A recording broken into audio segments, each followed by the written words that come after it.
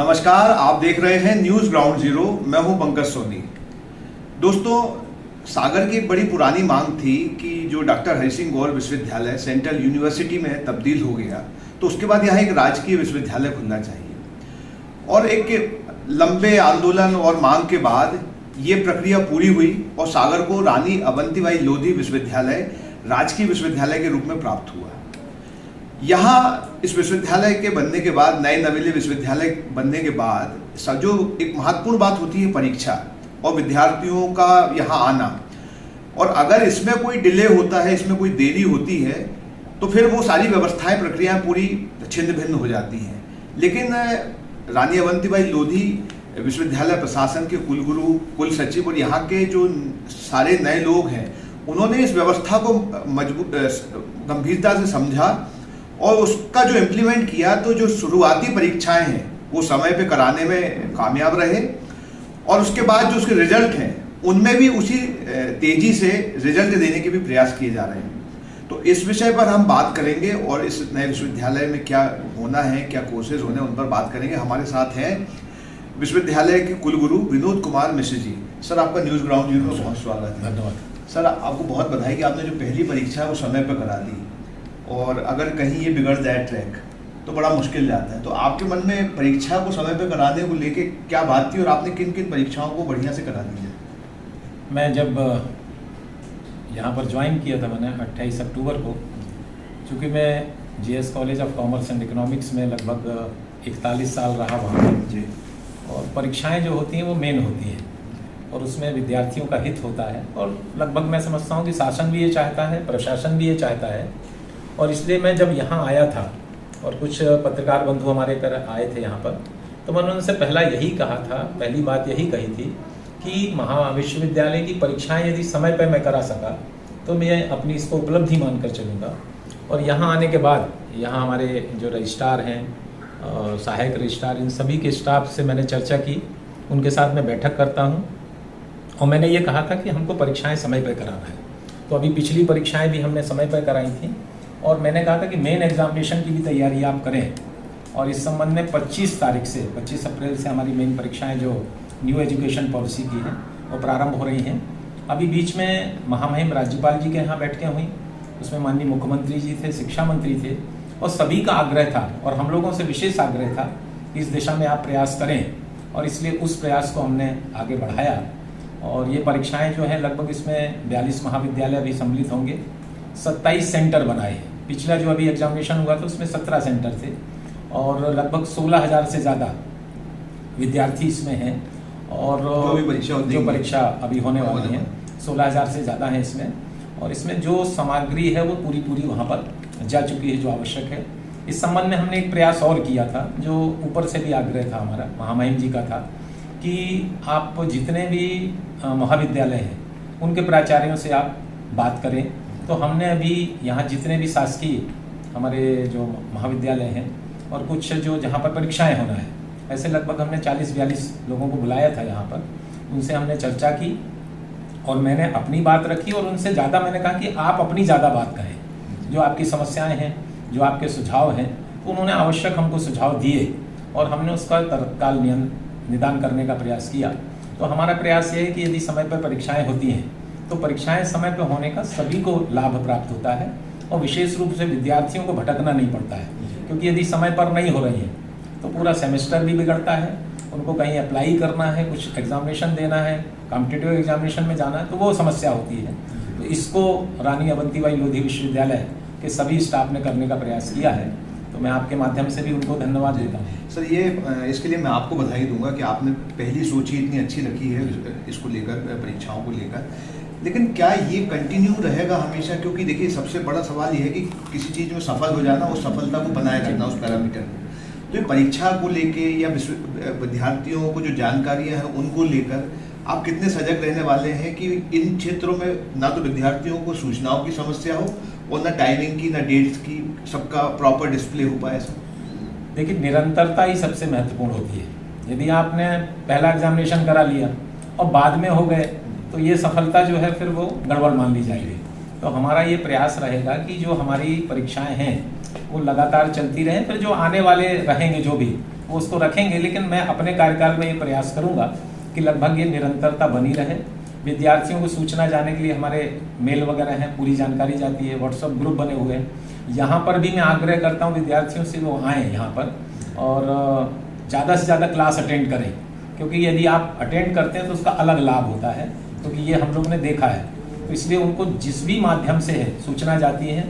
मैंने अपना भी मोबाइल नंबर लगभग सब विद्यार्थियों को जो आते हैं दे के रखा है, यहाँ से भी दे के रखा है कि आप कभी भी कोई भी जानकारी सूचना कर सकते हैं। यदि आपको कोई समस्या है 24 घंटे में आप कभी भी बात मेरे से कर सकते हैं, ताकि मैं आपका निदान उसी समय कर सकूं। तो हम इसको बनाए रखने का प्रयास करेंगे। आप लोगों से भी आग्रह है मेरा कि यदि आपको कहीं ऐसा कुछ लगता है जो सजेशन के रूप में हो सकता है, और यदि हमारी कोई कमी है तो उसको भी आप बताएंगे, तो हम उसको अन्यथा नहीं लेंगे, बल्कि वो हमारे लिए मार्गदर्शन रहेगा। क्योंकि प्रथम विश्वविद्यालय है ये, एक ही साल हुआ है, तो मैं अभी कह रहा हूँ कि हमने चलना भी प्रारंभ नहीं किया है, लेकिन सबका सहयोग रहेगा सागर का। तो मैं समझता हूँ कि निश्चित रूप पर हम उसको स्थापित करने का प्रयास करेंगे। आपने एक बात अभी कही थी, अगर आप चाहें तो उस पर आगे बढ़े, मतलब रोशनी डालेगी। जैसे यूक्रेन से आपने कहा कि छात्र आए, वो भी परीक्षा में उनको समस्या हुई जी, कितनी समस्याएं हुई उनको, फिर बाद में चूंकि वहाँ से आए, बड़ा मुश्किल दौर रहा होगा उन लोगों के लिए, तो वहाँ पे भी उन लोगों को ये दिक्कतें हुई। लेकिन अगर इस तरीके की दिक्कत उनको नहीं होती तो उनको भी। मैं इसमें केवल पॉजिटिव बात ये करूँगा कि मेरी बच्ची जो है वो रशिया में पर्म स्टेट है, वहाँ पर MBBS कर रही थी। वहाँ पर कोरोना काल से लेकर लगातार क्लासें लगी, ऑनलाइन भी लगी, ऑफलाइन भी लगी, और उसको डिग्री टाइम पर मिली। अब मैं बाकी जगह का नहीं कर रहा हूँ, लेकिन ये कह रहा हूँ कि उसके यहाँ ये हुआ और उसके कारण वो डिग्री लेकर आई यहाँ पर। और मुझे लगता है कि उसमें हम जैसे मध्यम वर्गीय परिवार के लिए ये था कि जब समय पर परीक्षाएं हुई, समय पर क्लासें लगी, उसका रिजल्ट आया, तो ये था कि अब उसका जो कैरियर है वो, उसका समय भी खराब नहीं हुआ, हमारा पैसा भी खराब नहीं हुआ, और एक अच्छी धारणा बनी। उस धारणा को हम ग्रहण कर रहे हैं, उस धारणा को आप ग्रहण, मतलब वो जो वहाँ हो रहा है उसको हम ग्रहण कर रहे हैं कि ऐसा ही यहाँ पर रहना चाहिए, ताकि किसी का फ्यूचर खराब ना हो, विशेष रूप से विद्यार्थियों का। यूनिवर्सिटी महाविद्यालय जो होते हैं वे विद्यार्थियों के लिए होते हैं, बाकी कर्मचारी भी उसमें रहते हैं, उसमें हमारे प्रोफेसर्स भी रहते हैं, उसमें समाज के लोग भी रहते हैं, लेकिन मेन फैक्टर जो होता है, वो की पॉइंट जो रहता है वो विद्यार्थी होते हैं। आपका जो वेबसाइट है वो कितना पारदर्शी रहेगा, वो कितनी सूचनाएं विद्यार्थियों को समय पे और सही, जो हमारे असिस्टेंट रजिस्ट्रार साहब बता देंगे। जी, हमारी वेबसाइट में सारा कंटेंट अवेलेबल है। यहाँ पे जो भी सिलेबस रहेंगे वो सारे उसमें अपडेट रहेंगे। विश्वविद्यालय के एक्ट, ऑर्डिनेंस, इंस्टीट्यूट, रेगुलेशन जो स्टूडेंट्स के लिए रहेंगे वो भी सब उसमें अवेलेबल रहेंगे। परीक्षा संबंधी जितनी भी जानकारी है वो उसमें अवेलेबल रहेगी। फिर एक फीचर जो भी हम यहाँ पर नए कोर्स संचालित करेंगे, जो उसमें विषय रहेंगे उनके सभी के पाठ्यक्रम सारे सिलेबस उसमें अपडेट रहेंगे।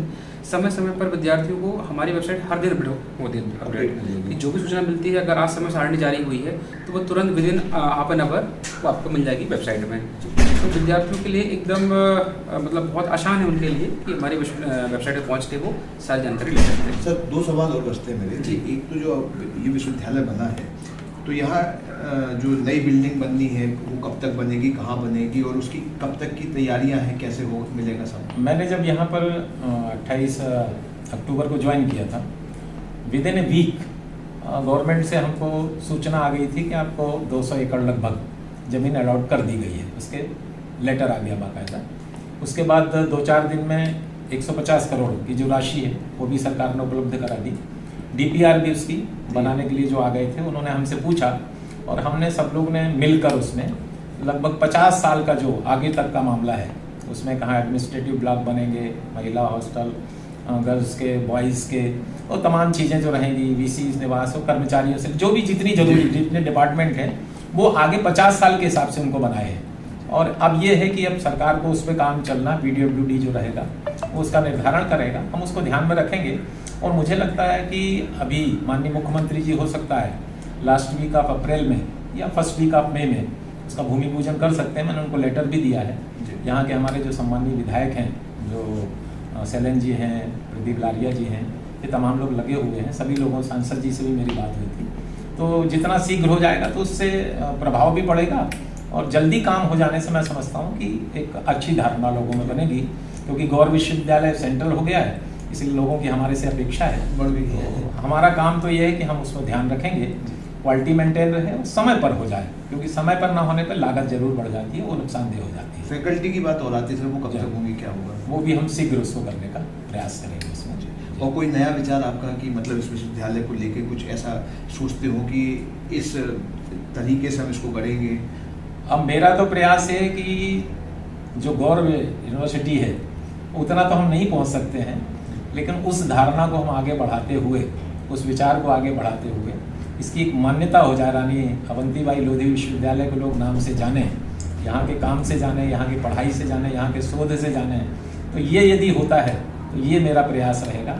अब मैं कितना सफल होता हूँ अभी तो नहीं बता सकता हूँ, लेकिन ये करूँगा कि जो मैक्सिमम एफर्ट्स रहेंगे उसको मैं करने का प्रयास करूँगा, ईमानदारी से करने का प्रयास करूँगा, जहाँ मुझे जिसकी आवश्यकता होगी, क्योंकि मैं समझता हूँ कि God is perfect and complete.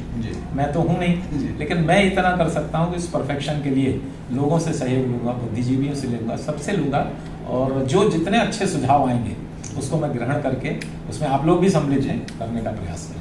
बहुत धन्यवाद सर, आपने बात की। बहुत बहुत धन्यवाद। तो ये है विनोद कुमार मिश्र जी, कुलगुरु, पहले कुलगुरु हैं रानी अवंतीबाई लोधी विश्वविद्यालय के, और उन्होंने जिस तरीके से सहज सरल भाव से, वो नर्मदा परिक्रमा के वासी हैं, नर्मदा परिक्रमा कर चुके हैं, तो निश्चित तौर पर उनके जहन में जो है कि वो बहुत ही खुले मन से इस विश्वविद्यालय को गढ़ना चाहते हैं, और डॉक्टर सर हरि सिंह गौर विश्वविद्यालय की जो प्रतिकृति है वो कहीं स्थापित करना चाहते हैं छोटे रूप में, और उनका ये प्रयास परीक्षाओं को समय से कराने से शुरू हुआ है, और उम्मीद है आगे भी बहुत अच्छे नवाचार, अच्छे नए नए कोर्स यहाँ देखने मिलेंगे। हालांकि मैंने ये सवाल अभी नहीं पूछा, लेकिन उनका कहना है कि यहाँ बहुत सारे ऐसे कोर्स जो रोजगार मूलक हैं, जिनसे रोजगार मिले, वो यहाँ इंट्रोड्यूस करने का प्रयास करेंगे।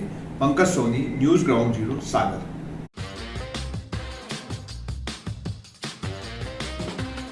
आईवेयर, सनग्लासेस और कॉन्टैक्ट लेंस के सभी लीडिंग ब्रांड्स अब एक ही छत के नीचे। अग्रवाल आई केयर, द्वारका जी कॉम्प्लेक्स, सिविल लाइंस, सागर। शहर से बाहर जाने के लिए वन वे टैक्सी चाहिए या लोकल सिटी के लिए कैब, या फिर एयरपोर्ट पिकअप ड्रॉप की हो जरूरत? चुनिए अपने पसंद की कैब और पाइए बेस्ट ऑफर्स के साथ मोस्ट कंफर्टेबल राइड सिर्फ और सिर्फ 77 कैब्स ऐप पर। आज ही गूगल प्ले स्टोर से 77 कैब्स की ऐप डाउनलोड करें या विजिट करें www.77cabs.com और बुक करें अपनी राइड। क्या आप महंगी दवाओं के खर्चे से परेशान हैं? अब इस चिंता से मुक्त हो जाइए। दवाओं के खर्चे में कीजिए 90% तक की बचत। दवा इंडिया जेनेरिक फार्मेसी के साथ उच्च गुणवत्ता और कम कीमत दोनों एक साथ। 1500 से अधिक दवाइयां उपलब्ध, सभी उत्पाद FDA द्वारा प्रमाणित। हमारा पता है दवा India generic pharmacy, Sugandha complex, Parkota, Sagar. शहर से बाहर जाने के लिए वन वे टैक्सी चाहिए या लोकल सिटी के लिए कैब, या फिर एयरपोर्ट पिकअप ड्रॉप की हो जरूरत? चुनिए अपने पसंद की कैब और पाइए बेस्ट ऑफर्स के साथ मोस्ट कंफर्टेबल राइड सिर्फ और सिर्फ 77 कैब्स ऐप पर। आज ही गूगल प्ले स्टोर से 77 कैब्स की ऐप डाउनलोड करें या विजिट करें www.77cabs.com और बुक करें अपनी राइड।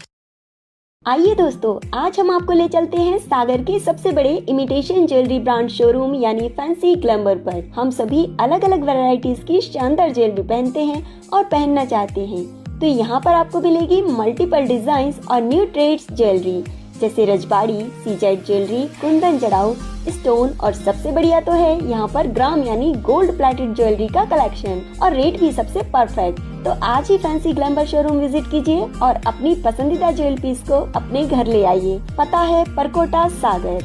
इसके अलावा फ्रेंड्स, यदि आप फैंसी ग्लैमर के लेटेस्ट अपडेट्स और ऑफर्स के बारे में रेगुलर अपडेट्स चाहते हैं, तो आप इंस्टाग्राम पर फैंसी ग्लैमर शॉपिंग को भी फॉलो कर सकते हैं। तो हमारे साथ अमित भैया भी हैं, जिन्होंने ये ब्रांड एस्टेब्लिश किया है और लगभग 22 सालों से इस बिजनेस में हैं। आप अपने परिवार के साथ फैंसी ग्लैमर शोरूम जरूर आइए और हमारा लेटेस्ट कलेक्शन देखिए।